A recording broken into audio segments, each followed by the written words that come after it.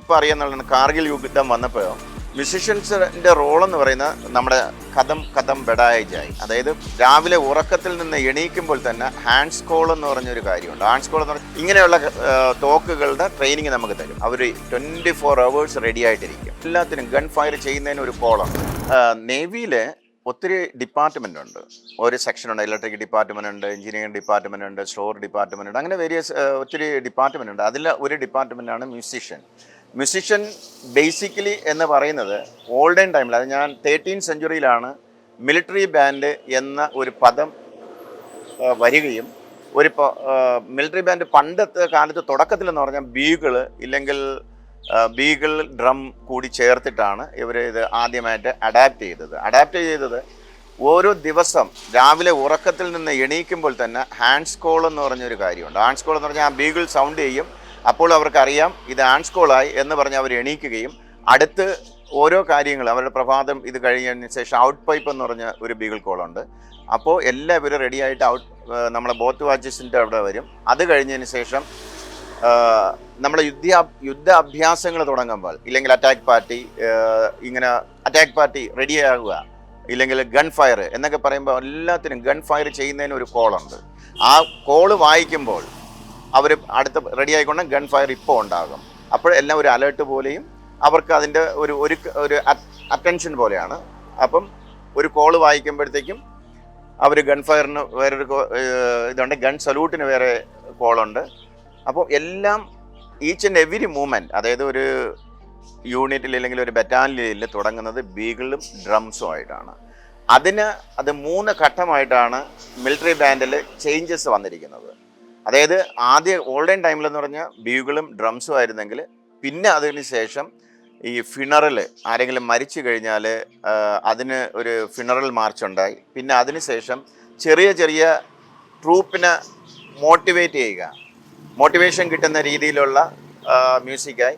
പിന്നെയെന്ന് പറഞ്ഞാൽ ഒരു മാർഷൽ മ്യൂസിക് പൊതുവേ എന്ന് പറഞ്ഞാൽ എല്ലാവരെയും നമ്മുടെ കഥം ബെഡായ ജായ്, അതായത് നമ്മുടെ സ്റ്റെപ്പിനോട് ചേർന്ന് ഒത്തൊരുമിച്ച് ലെഫ്റ്റ് റൈറ്റ് എന്നുള്ള ആ ഡ്രം ബീറ്റിനോട് കൂടി തന്നെ നല്ല അതിനോട് ചേർന്ന മ്യൂസിക്കുകൾ, അതാണ് മാർഷൽ മ്യൂസിക് എന്ന് പറഞ്ഞാൽ മാർച്ച് ഫാസ്റ്റിന് വേണ്ടിയുള്ളതും മാർച്ചിങ് പർപ്പസിന് വേണ്ടിയാണ് മാർഷൽ മ്യൂസിക്.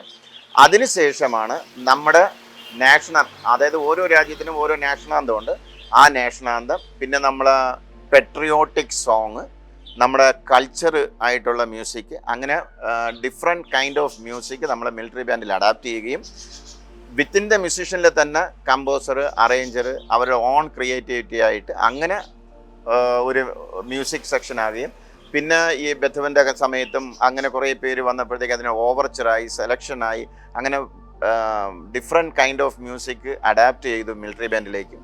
അതിനുശേഷം വന്നതാണ് നമ്മൾ ഇപ്പോൾ ഇന്ത്യയെക്കുറിച്ച് പറയുകയാണെന്നുണ്ടെങ്കിൽ നമുക്ക് ഒത്തിരി കൾച്ചറും ഒത്തിരി ഭാഷകളുമായ ഒരു രാജ്യമാണ് ഇന്ത്യ.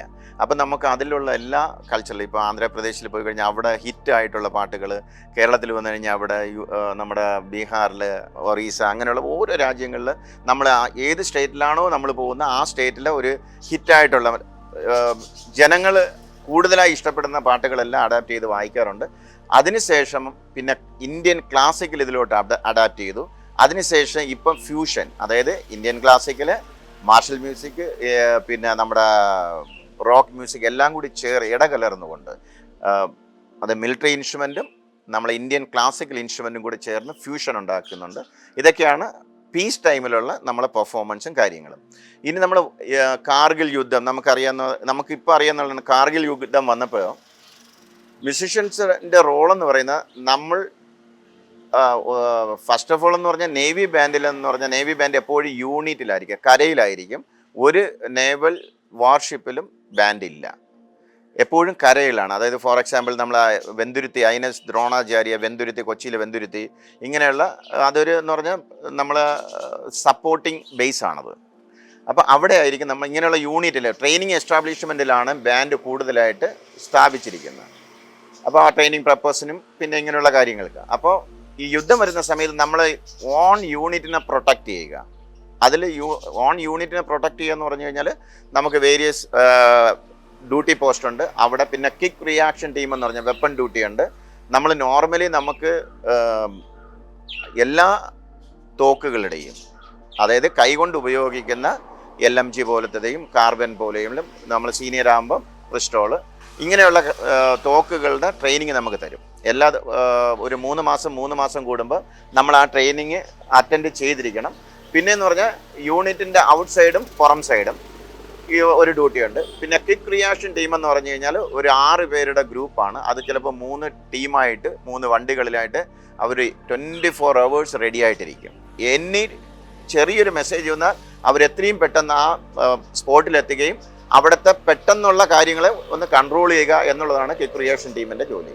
അത് നമ്മൾ മ്യൂസിഷ്യനും ആ ഡ്യൂട്ടി ചെയ്യണം.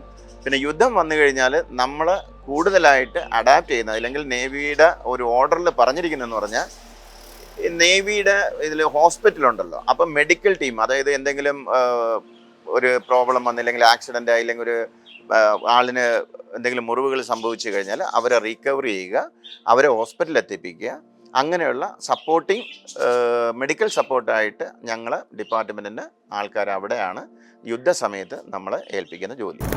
ആദ്യമായി ഞാൻ പ്രസിഡൻറ്റിൻ്റെ അടുത്ത് കാണുകയും ഷേക്കൻഡ് കൊടുക്കുന്നതും APJ അബ്ദുൽ കലാം സാറാണ്. പ്രൈം മിനിസ്റ്റർ മോദിയുമായിട്ട്, അതായത് ഇന്റർനാഷണൽ ഒബാമ, അമേരിക്കൻ പ്രസിഡന്റ് ഡൽഹിയിൽ വന്നപ്പോൾ അടുത്ത UK രാജാവായിരിക്കുന്ന ചാൾസ് പുള്ളിയുടെ പാലസിൽ പോവുകയും രാഷ്ട്രപതി ഭവനിലെ ക്യൂൻ എലിസബത്ത് വന്നിട്ടുണ്ടായിരുന്നു. അന്ന് അവിടെ ഒരു